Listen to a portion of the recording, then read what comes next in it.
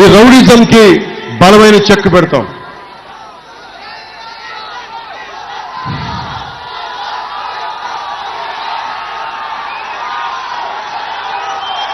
ఇంకా చాలా ఉన్నాయి.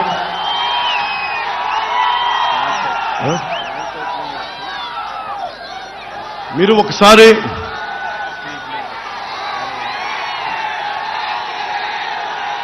వైసీపీ ప్రభుత్వం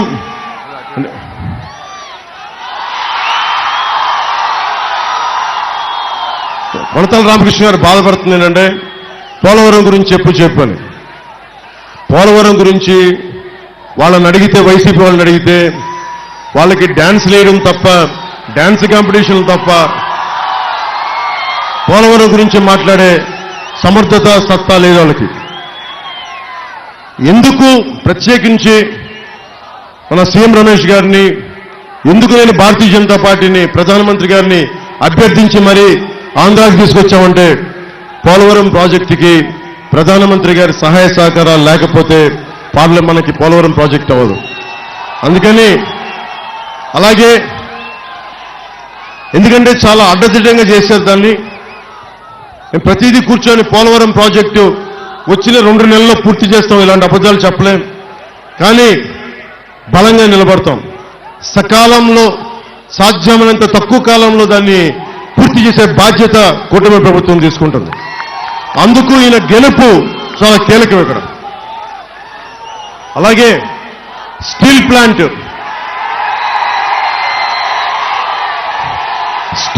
గురించి అడుగుతా ఉన్నారు రమేష్ గారు కూడా. ఒకసారి కేంద్ర ప్రభుత్వం పెద్దలందరికీ, జాతీయ నాయకులందరికీ తీసుకెళ్ళండి. ఇక్కడ మీరు మీ గొంతు నుంచి వస్తే మన భారతీయ జనతా పార్టీ ప్రభుత్వానికి రేపొద్దున మీరు ఎంపీగా గెలిచి మన స్టీల్ ప్లాంట్ సమస్యని తీసుకొచ్చి ఇక్కడ సొంత గనులు కేటాయించండి. ఇక్కడి నుంచి దానికి సంబంధిత కృషి చేస్తాం అని మీరు ఒక బలమైన వాదన జాతీయ నాయకులకి వినిపించగలిగితే, పెద్దలందరికీ వినిపించగలిగితే, ఎందుకంటే ముఖ్యంగా స్టీల్ ప్లాంట్ ఆంధ్రప్రదేశ్ ప్రజల భావోద్వేగాలతో కూడుకుంది. లేదంటే ప్రభుత్వ స్టీల్ రంగ శైలిలో కలిపేసేయండి. మన స్టీల్ ప్లాంట్ని కాపాడుకుందాం. ఇది కూడా జనసేన నిజంగా నా కోరిక. ఎందుకంటే నేను DCA సహకార సంఘాలు కానీ, మన తుమ్మపాల షుగర్ ఫ్యాక్టరీలు కానీ, మన ప్రభుత్వ రంగ సంస్థలు బాగుండాలని కోరుకునేవాడిని నేను. ఎందుకు కోరుకుంటానంటే నాకు ప్రభుత్వం దగ్గర ఆస్తులు ఉండాలి. డిజిన్వెస్ట్మెంట్ పేరు మీద నిజంగా కుదరకపోతే అమ్మేయడం వేరే దారి, కానీ నిజంగా మనకి స్టీల్ ప్లాంట్, వైజాగ్ స్టీల్ ప్లాంట్ని కాపాడుకోవాలనేదే మా కూటమి తాలూకు లక్ష్యం, మనకి ముఖ్యం, కోరిక కూడా. కానీ మీరందరూ వైజాగ్లో రోజున స్టీల్ ప్లాంట్ ఎంప్లాయీస్ ముందు, కార్మిక సంఘాలందరి ముందు నేను మాట్లాడి, మీ అందరూ నాతో పాటు కలిసి రండి, ఢిల్లీ తీసుకెళ్తాను, ప్రధానమంత్రి గారిని కలుద్దాం, హోంమంత్రి గారికి తెలియజేద్దామంటే చేతులెత్తండని అందరిని అడిగితే ఒక్కళ్ళు చేతులెత్తలా. మీరు బాధపడుతున్నారు, ఉద్యోగులు బాధపడుతున్నారు. దీనికి సంఘాలు కూడా సమాయత్తం కావాలి. ఉట్టినే కేంద్ర ప్రభుత్వాన్ని తిడితే లాభం లేదు, ప్రధానమంత్రి గారిని తిడితే లాభం లేదు. ఆయన్ని బతిలాడుకుంటామో, బామాలుకుంటామో, 2000 కాళ్ళ వేళ పడతామో. నాకు ఒకటే ఉంది, కష్టమైన మన అలయన్స్ కూడా ఒప్పించగలిగాను. మీరందరూ బలంగా నిలబడితే, మన ఉత్తరాంధ్ర, ఆంధ్రప్రదేశ్ అందరూ నిలబడితే స్టీల్ ప్లాంట్ని కాపాడుకుందాం. కాకపోతే నేను ఒక్కడిని చేసేది కాదు, ఇది నేను ఒక్కడిని చేసేది కాదు.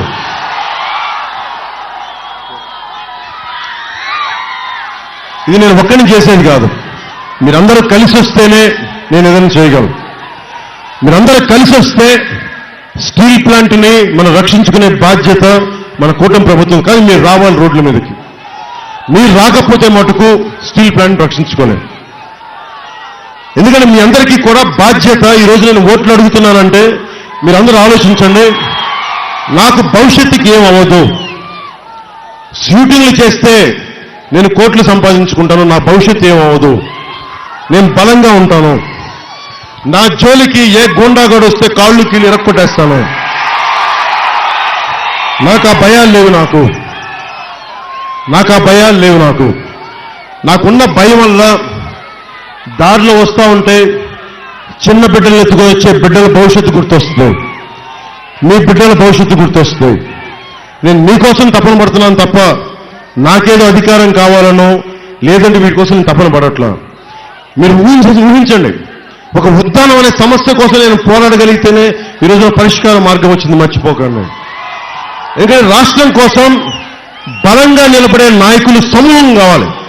ఒక పవన్ కళ్యాణ్ సరిపోడు, చాలా మంది బలమైన నాయకుల సమూహం, ప్రజల్ని బాగుండాలని ఆకాంక్షించే నాయకుల సమూహం కావాలి. అందుకని మీ అందరినీ దృష్టిలో పెట్టుకొని, మీ భవిష్యత్తును దృష్టిలో పెట్టుకొని మనస్ఫూర్తిగా కూటమిని గెలిపించాలని మనస్ఫూర్తిగా నేను కోరుకుంటా ఉన్నాను.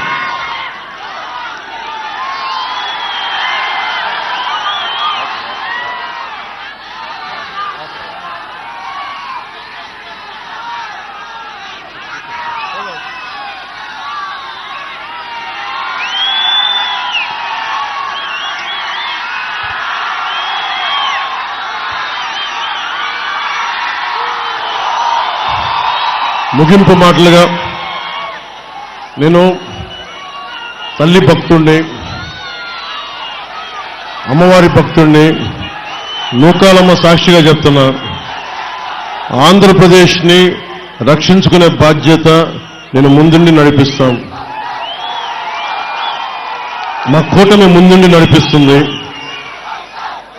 మేము ఇంతమంది యువతకి నేను ఎక్కువ మాట్లాడటం కంటే కూడా మీకు ఉపాధి అవకాశాలు వచ్చే వరకు నేను పోరాడతాను. ఒక్కసారి రోజున జనసేన 50-45 స్థానాలు తీసుకోవాలని సత్తా ఉండి కూడా 21 స్థానాలకి పరిమితం చేసుకున్నాం. కానీ 21 మంది కూడా చూస్తే చాలా బలమైన నాయకులు, అసెంబ్లీని గడగడగలాడించే నాయకులు, అసెంబ్లీని స్తంభింపజేసే నాయకులు. అలాంటి నాయకులు ఒకరు ఇక్కడ మన వేదిక అనకాపల్లి మనకి సభ సాక్షిగా ఉన్నారు కొంతాల్ గారు. అలాగే రేపొద్దున ఢిల్లీలో మనకి ఉత్తరాంధ్ర గళం వినిపించాలి, ఆంధ్ర గళం వినిపించాలి అంటే మనకి సీఎం రమేష్ గారు గెలవాలి మనస్ఫూర్తిగా. ఇక్కడ నన్ను మీరు ఎప్పుడో గెలిపించేశారు. పార్టీ 2014లో పెడితే మీ గుండెల్లో పెట్టుకుని నన్ను గెలిపించారు. ఎప్పుడు నేను ఓటమి చూడలేదు. గాజువాకలో ఓడిపోయినా, భీమవరంలో ఓడిపోయినా నాకు ఓటమి తెలియలేదు. మీరిచ్చే ప్రేమ ముందు నాకు అసలు ఓటమి తెలియదు. నాకు ఓటమి తెలియని వాడిని. ప్రజల గుండెల్లో స్థానం ఉంటే నాకు అది చాలు. కానీ ఈసారి నేను కోరుకుంటుంది, నేను పిఠాపురం నుంచి ఎమ్మెల్యేగా గెలవాలని మనస్ఫూర్తిగా కోరుకుంటాను. పిఠాపురంలో ఎమ్మెల్యేగా గెలిచిన వెంటనే వచ్చి ప్రమాణ స్వీకారానికి ముందు మన నూకాలమ్మ దగ్గరికి వెళ్ళి ఆశీర్వచనాలు తీసుకుని వెళ్తాం.